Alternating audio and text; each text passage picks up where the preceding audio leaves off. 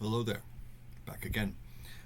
This week we're going to be getting a little bit of Chapter 6, which is entitled From the Emin Muil to the Dead Marshes, to give you some idea of what part of the book I'm covering in that chapter.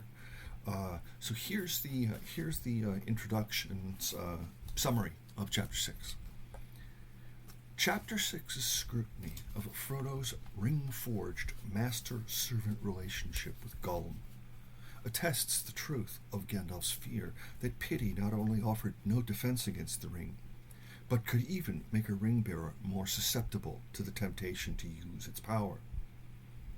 Frodo's use of the ring to dominate Gollum, essentially to compel him to assist in a hopeless quest, only hastens the erosion of Frodo's own will to resist the ring.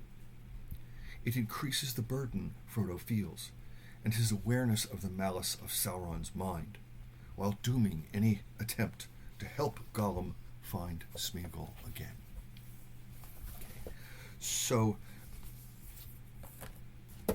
in the passage I chose for today, as I said, from this chapter 6, I'm going to come in the middle of something. So, just to give you a little bit of background. We're in the scene where Frodo and Sam have captured Gollum, and Gollum, and they're trying to figure out how they're going to control him. Right? They can't trust him. They can't bind him. They can't just kill him or tie him up and leave him there. So what are they going to do? And Gollum makes them an offer. He offers to swear on the precious.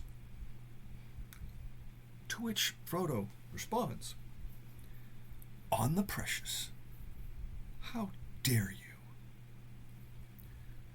We say, "How dare you," not to those who have suggested merely a bad idea, but to those who make a comment or request we find insolent, because we believe they've gotten above themselves by making it. In this case, Gollum's offer to swear with his hand upon the ring. So Frodo's response is not quite consonant with the explanation he offers, that seeing or touching the ring would be bad for Gollum, or that the ring would twist his oath, true though these claims are. It harmonizes, rather, with the way Frodo accepts the implication that he is the master of the precious by which he compels Gollum to swear. In Rivendell, when Bilbo had stretched forth his hand for the ring, Frodo had a vision of him as a Gollum-like creature, and Gandalf had chastised the impervious Pippin for suggesting that Frodo was master of the ring. Here, though Frodo pities Gollum's desire to touch the ring, his own desire to dominate Gollum makes the power of the ring outwardly manifest. When Gollum claims that he must swear on the precious, Frodo's response illuminates not only the newfound kinship between them, but also the position of undisputed mastery. A mastery of the precious, Frodo asserts, and Gollum seemingly accepts. Quote, "No, not on it," said Frodo, looking down at him with stern pity. "All you wish is to see it and touch it if you can, though you know it would drive you mad. Not on it.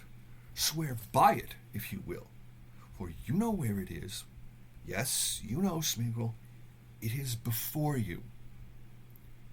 For a moment it appeared to Sam that his master had grown and Gollum had shrunk.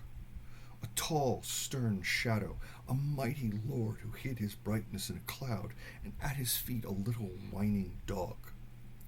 Yet the two were in some way akin and not alien. They could reach each other's minds.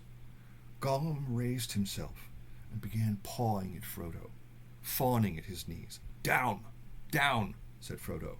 "Now speak your promise." Unquote.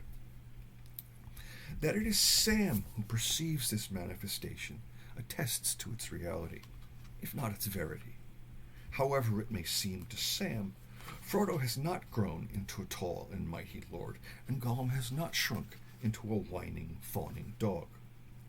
In much the same way, the orc who sees Sam in Cirith Ungol with the ring in his hand will see him as more than he is.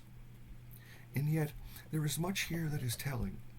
Frodo's pity is now stern, and he is a stern shadow, while Gollum is again dehumanized, both described and dressed as a dog, now and later. Frodo indeed speaks like a mighty lord, with his "it is before you." But though his tone here recalls that of Aragorn at the Argonath, he is not Aragorn. What Sam sees is a lie. Only his perception of the kinship between Frodo and Gollum is true. But he does not grasp the underlying truth, that what the ring has done to one hobbit, it will do to another. The distance between king and cur is not so great, nor again is that between one good turn deserves another, and how dare you.